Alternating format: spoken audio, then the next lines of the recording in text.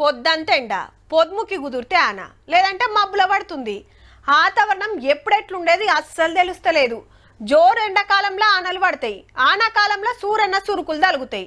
వాతావరణం గలీజ్ అవుతుండే వరకు కాలాలు కింద మీద అవుతున్నాయి అన్నట్టు.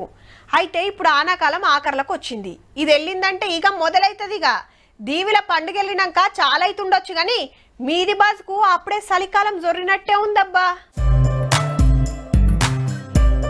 జమ్మూ కాశ్మీర్ లా సోనామార్గు సొగసులు ఎన్నొద్దులాయే గీ అందాలు చూడక తొల్త మంచు ఆన గురుషుడితోటి గీ తీర్లగానొస్తుంది. సూపు దిప్పుకోబుద్ధి కాకుంటున్నది. భూతల స్వర్గం అని ఉత్తగనే పేరు పోతాది. మరి ఎత్తైన కొండలు, ఇండ్లు, రోడ్లు, చెట్ల మీద ఏడ చూసినా మంచే. ఇది గుల్మార్ ఏరియా. చలికాలం జొర్రక ముందే మంచు గురుషుడితోటి టూరిస్టులు లైన్ కడుతున్నారు. అగో మంచులా ఆడుకుంటా ఎగురుకుంటా సెల్ఫీలు వీడియోలు గుంజుకుంటా చిన్న సంబురం కాదు పో.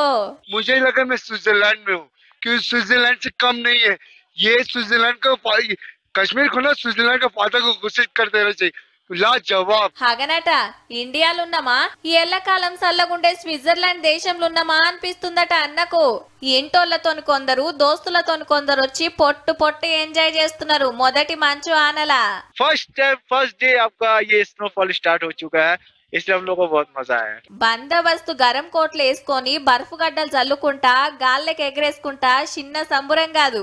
కేబుల్ కార్ ఎక్కి కాశ్మీర్ అందాలు చూసుకుంటా ఫిదా అవుతున్నారు.